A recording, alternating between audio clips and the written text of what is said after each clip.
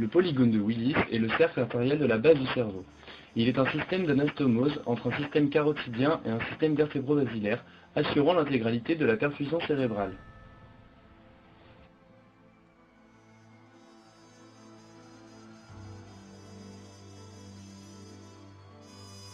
Il repose en avant, sur l'étage moyen de la base du crâne et déborde en arrière de la fosse postérieure. Il encadre la région infundibulo-tubérienne au-dessous de la cavité du troisième ventricule. Nous le voyons ici, dans cette modélisation en 3 dimensions.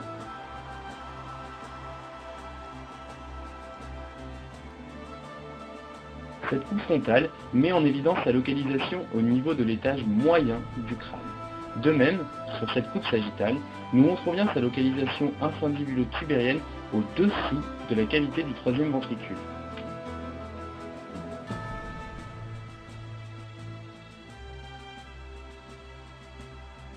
La vascularisation du cerveau est donc tributaire de 2 systèmes artériels, les 2 artères carotides internes en avant et le système vertébro-basilaire en arrière. En arrière, c'est la fusion des 2 artères vertébrales qui donne le tronc basilaire.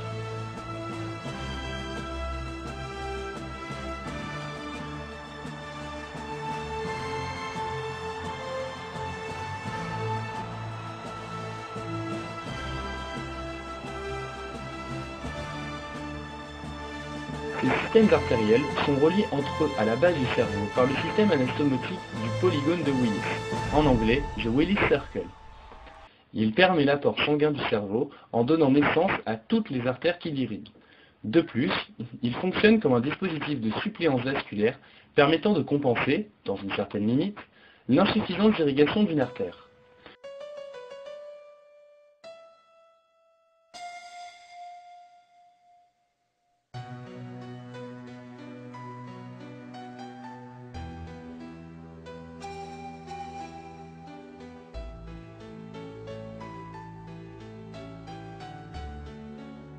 De ce cercle anastomotique naissent les artères cérébrales principales.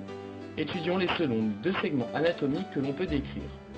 En premier lieu, le segment antérieur ou carotidien,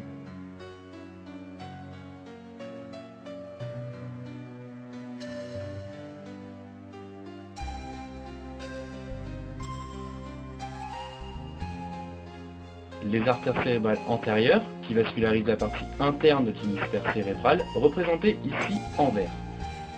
Elles représentent également les côtés antérolatéraux du polygone de Willis, véritable branche terminale des carotides internes. Leur direction est horizontale et oblique en avant et en dedans. Elles sont reliées par la communicante antérieure, qui représente le côté antérieur du polygone de Willis, situé à l'union de la portion basale et interhémisphérique des artères cérébrales antérieures. Les cérébrales moyennes, ou artères sylviennes, qui vascularisent la partie latéralisée de l'hémisphère, ici représentée en bleu.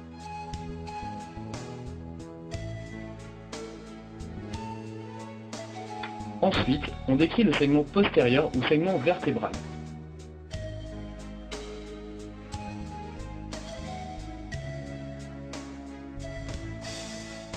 Les 2 artères vertébrales forment un tronc commun, le tronc basilaire, qui vascularise directement le tronc cérébral et le cervelet.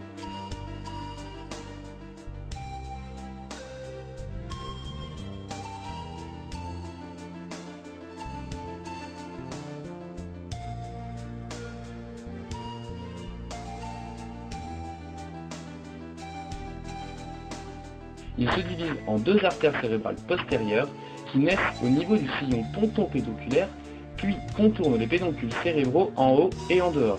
Elles vascularisent le lobe occipital et la partie ventrale du lobe temporal, ici représentée en orange. Ces 2 artères sont reliées à l'artère sylvienne par une communicante postérieure de chaque côté.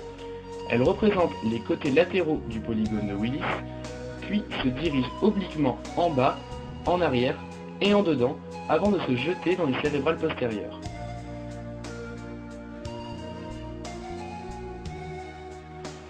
On a ici la carotide interne, la cérébrale antérieure qui rejoint la cérébrale antérieure contralatérale par la communicante antérieure,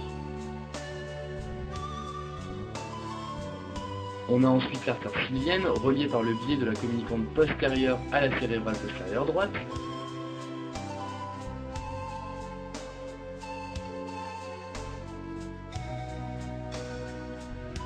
Qui relie le tronc basilaire et qui donne aussi la cérébrale postérieure gauche.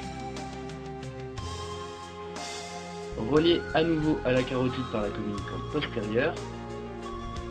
Carotide qui va redonner la cérébrale antérieure et la boucle est bouclée.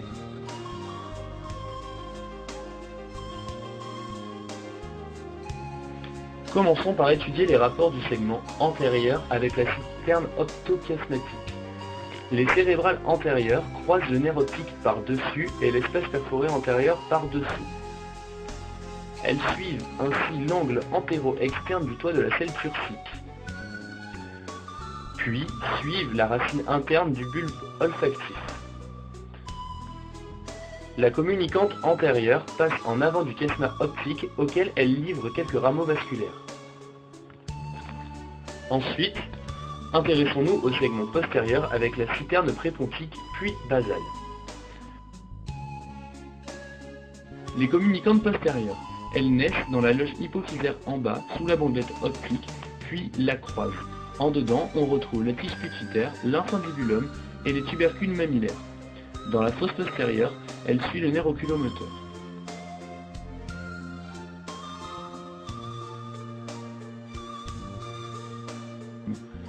Les cérébrales postérieures. À l'origine, elles rentrent en contact avec l'origine du 2, puis se dirigent vers la face interne du lobe temporal en cheminant sur le pied du pédoncule cérébral. Enfin, elles croisent la bandelette optique et en avant, elles suivent le lobe quadrilatère.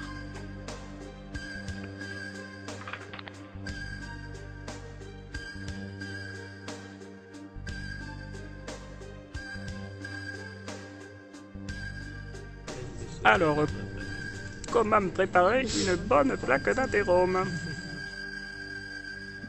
Le polygone de Willis, comme tout système artériel, peut être le siège de dépôt d'amyloïdes ou plaques d'athérome. C'est généralement en amont du polygone de Willis, artère vertébrale et carotide, que ces plaques se forment.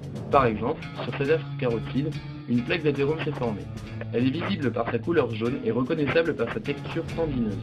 Les plaques d'athérome sont une cause d'ischémie cérébrale pouvant aller jusqu'à l'infarctus, c'est l'accident vasculaire cérébral.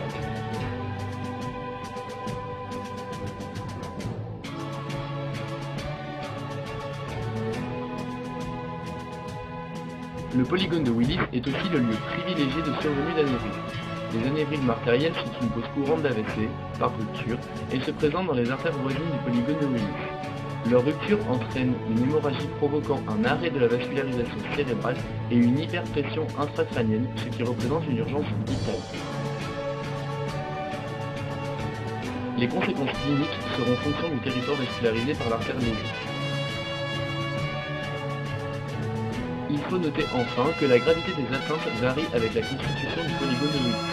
En effet, il faut savoir que les variations interindividuelles du polygone sont très développées, la plupart des personnes ayant un polygone incomplet, comme cela est montré sur ce schéma.